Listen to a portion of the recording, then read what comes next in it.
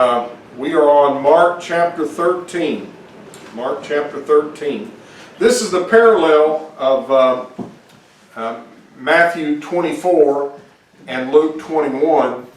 And so Matthew 24 goes into a little bit more detail. They follow each other pretty closely though. And each one of them adds a little different side to looking at this. But they're all dealing with the signs of the last days and the impending judgment of God, including what happened to the Jews in Jerusalem about 40 years after Jesus' death on the cross. So it all started at the beginning, and Matthew says the same thing. It all started with Jesus coming out of the temple. This is again just a few days before he's to be crucified. And they're showing him the beautiful temple that Herod had built. Really, it was a refurbishing of the temple that had been rebuilt by the Jews when they came back from Babylonian captivity. But he had completely redone it. And he spent a lot of money and a lot of manpower and a lot of time to make it something that was impressive, to gain the favor of the Jews. Because you remember, Herod was not a Jew himself physically. He was an Edomite, which means he was a descendant of Esau instead of Israel or Jacob. And the Edomites had been absorbed into Israel as part of the nation of Israel in the intertestamental period. In other words, in between the Old Testament and New Testament, there was a period of time where Israel became an independent nation. And the Edomites, Idumea, was gathered into the kingdom of Israel. And so if you were an Edomite and you wanted to get anywhere politically, you needed to adopt the Jewish religion. And so Herod the Great had adopted the Jewish religion, and it had helped him to gain the favor, some of the favor of the Jews. He also intermarried with one of the priest's daughters, high priest's daughters, to try and solidify that bond there that the people would. And he had the backing of Rome. The Herods were very shrewd politicians.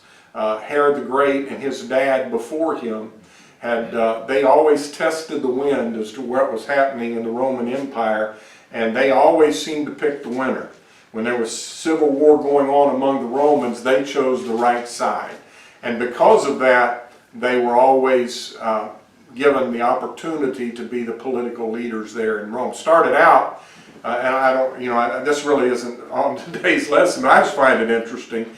The Herods, Herod the Great, actually, him and his father started out just as sort of tax collectors for the Romans. And so they had the oversight of the area just for taxation purposes. But they kept ingratiating themselves into the Romans until Herod went to Rome and received the authority to become the king of the Jews as a puppet king under the Roman Empire. And so Herod, to gain the favor of the people, decided one of the things he would do would be to rebuild the temple. And he spared no expense. He took 46 years. That's what they said to Jesus. 46 years it took our fathers to build this place. Imagine the facility that took 46 years to build. And I mentioned to you last week some of the dimensions of the stones. It's absolutely mind-boggling, but I had to go back and look at it because I'm thinking surely those numbers are not right. The size of the stones of that temple. But all the commentators said this is what the historian Josephus, which is the Jewish historian of the time, wrote. They were 50 foot wide, the stones were. They were 24 feet tall and they were 16 feet thick. Imagine what massive stones they were. So when the disciples showed Jesus all of these beautiful buildings of the temple that they were so proud of, they were startled when Jesus told them at the beginning of Mark 13, you see here these buildings, there shall not one stone be left on another. It's all coming down. And so that's what caused Peter and James and John and Andrew to come to Jesus as he sat on the Mount of Olives. He left the city of Jerusalem. He's sitting on the Mount of Olives overlooking Jerusalem, but specifically with the temple in sight.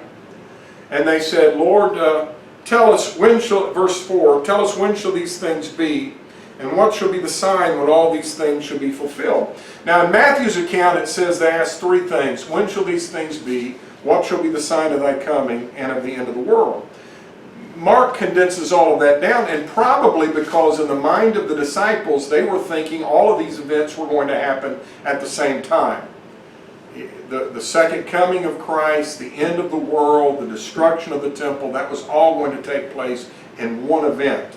You'll remember in Acts 1 they had a very sketchy idea of the timeline, because they asked Jesus even after his resurrection, when will you at this time restore Israel? And they didn't understand, really have a clear understanding of how all these things were going to take place. So what they were asking him couldn't be a yes or no answer, and really they were asking about when were three different things going to happen. When was the temple going to be destroyed? When was he coming again? And when is the end of the world? Because the temple was destroyed again 40 years, year 70 AD. The Romans got fed up with the rebellion of the Jews, and they just said, destroy it all.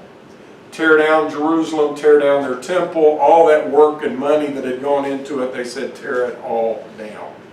And, you know, they ceased to be a nation. That's why it's so amazing that there's an Israel today. In 1948, when they received the permission to form the nation of Israel again, they hadn't been a nation for almost 1900 years.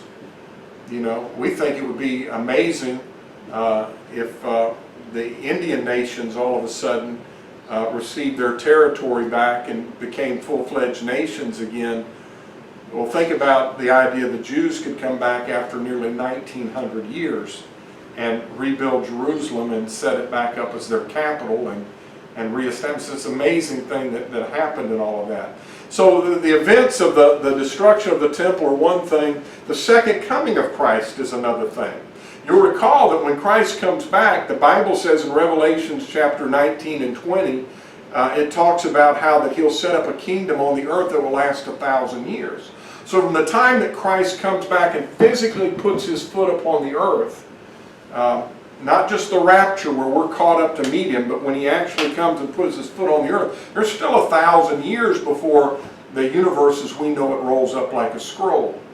And all the end comes. So there's a lot in the question they're asking Jesus here. And Jesus is giving them some ideas, but he's not being crystal clear. God doesn't want it to be crystal clear. In fact, the whole essence of this chapter, Matthew 24, Luke 21, is that you can know the times and the seasons and you can see signs, but you're not going to know exactly when these things take place. You're to be always ready, always prepared. And every generation of Christian has been called on to be aware that this could be the time. And so we're to always live that way. But when he says, I'll give you some signs of things that are going to take place. Now the other thing, and this is, you know, I read over and over again these things, and it can be so confusing, because you wonder whether Jerusalem was going to be destroyed then. Is it going to be destroyed again in the end? You know, is there a cycle of things that's going to happen? In other words, I personally believe that history, God has things working in cycles. And as we get closer to the end, it'll become more intense. And the reason why I'm saying that is that I believe that there have been times when you would have thought, well, that must be the Antichrist. But I think there have been many Antichrists until the final real Antichrist that the Bible talks about that exists at the end of the world is coming. I believe there's going to always be times when it looks like the Lord's coming back, but it's getting us ready. Like, remember what we talked about, the beginning of sorrows that he mentions here earlier is, the literal translation is the beginning of birth pains. And so a woman, when she goes into labor, she'll have contraction after contraction after contraction after contraction, and it'll get closer and more intense until the actual birth. I think that's what's happened throughout history. We've had things that have been awakened us to the fact. I preached not too long back, maybe a year ago, about this pandemic that hit us, and I said I don't believe this means the end of the world is here, but I believe that it is a contraction, that it is a evidence that it is coming. Every time something like that happens, it's coming, it's coming, it's coming. And so some of these things can be a little bit confusing, and we're not really sure about some of these things. We'll talk about it as we go along here. The first thing they ask him, when shall these things be? What shall be the sign when these things shall be fulfilled? What do we look for to see when it's going to take place? Is there something we can look for? And he starts out by saying, he answered and began to say, take heed lest any man deceive you, for many shall come in my name, saying, I am Christ, and shall deceive many. So the first thing he tells him is, he warns him about deception. Throughout the time before I come again, there are going to come people that are going to come along and claim to be the Christ. Don't believe them. In fact, he goes on to say, I don't remember if it's here, I've read the different ones so much I can't remember which one says which, but he says, when I come, it'll be like lightning coming from the east and shining to the west. You know, it'll be quick. So don't think, oh, he's over there. You're not going to have time to say he's over there. It's just going to happen that quickly. And so don't believe them when they say it. And we've seen that throughout history. There have been people that have claimed to be the Messiah. In fact, I was reading something last week on the number of people throughout history that have claimed to be the Messiah. And I even thought about making a list of the ones. I just decided not to do that. But then you have Jesus saying, they'll come in my name saying I'm the Messiah. And that could possibly be a reference to Islam, where they claim that Jesus was a prophet and a good man, but he wasn't the ultimate prophet. The ultimate prophet was Muhammad, and that Muhammad was the comforter that Jesus was talking about when he said, I'll send another comforter. He was prophesying about Muhammad. And so you can see they'll come in my name saying I am. And so Jesus was just relegated to being the one who introduces the real one. And they'll try and make him out into that. But whether that's what he's talking about, the point is that there are going to be people throughout the years that are always going to claim to be Christ. How do we know that Jesus is the Christ? Peter said, we have a more sure word of prophecy. He's the one who fulfilled the prophets. He's the one who made the Old Testament make sense. And I could talk about that a while, but we'll stop with that. He says, for many shall come in my name, saying, I am Christ, and shall deceive many. Many are going to believe them. And when ye shall hear of wars and rumors of wars, be not troubled, for such things must needs be, but the end is not yet. You know, throughout history there have been wars fought. People say, well, there's always been wars. How can that be a sign? Well, that's Jesus' point. You're going to see wars, and when those wars come, that doesn't necessarily mean this is the end. The end is not yet. You're going to have wars. And he says, for nation shall rise against nation, and kingdom against kingdom, and there shall be earthquakes in divers places, and there shall be famines and troubles, and these are the beginning of sorrows. So, nation against nation, we talked about that last week. It's the word for nations there in the Greek is where we get our word ethnic from. So it's talking about ethnic groups or tribes. So there'll be little tribal disputes, tribal uprisings. So he's talking about skirmishes. You're going to hear about skirmishes among tribal groups. Then he says, but then you're going to hear of wars and rumors of wars. You're going to hear of kingdoms rising against kingdom. Now a kingdom, now you're not talking about just a tribal uprising. A kingdom is a dominion, right? It's a whole realm under a king. You know, you think about Babylon. They had conquered many nations underneath the kingdom of Babylon. And so when you would have these wars between one kingdom and another kingdom, these were huge wars. So this is even like, would be even referring to what we call World War I and World War II,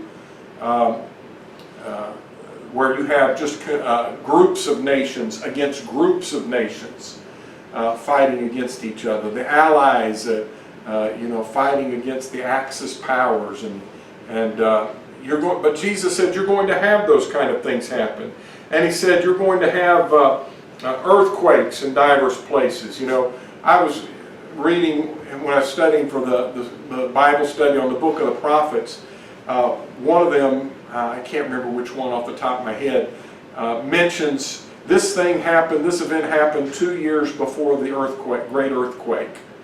So they had earthquakes in Israel's history, you know, that were recorded and that people knew very well about.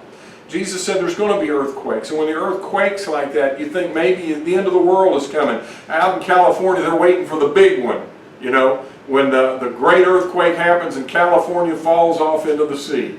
And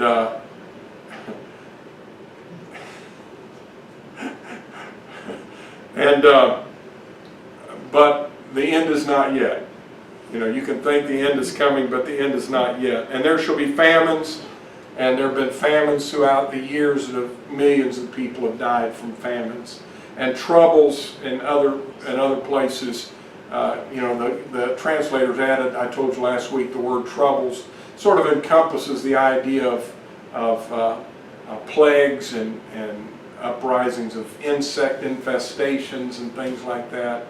You're going to have those things happen. That doesn't mean the end of the world is here yet. But he says all these are the beginning of sorrows. So it's the beginning of, in other words, what the Lord is saying is, before my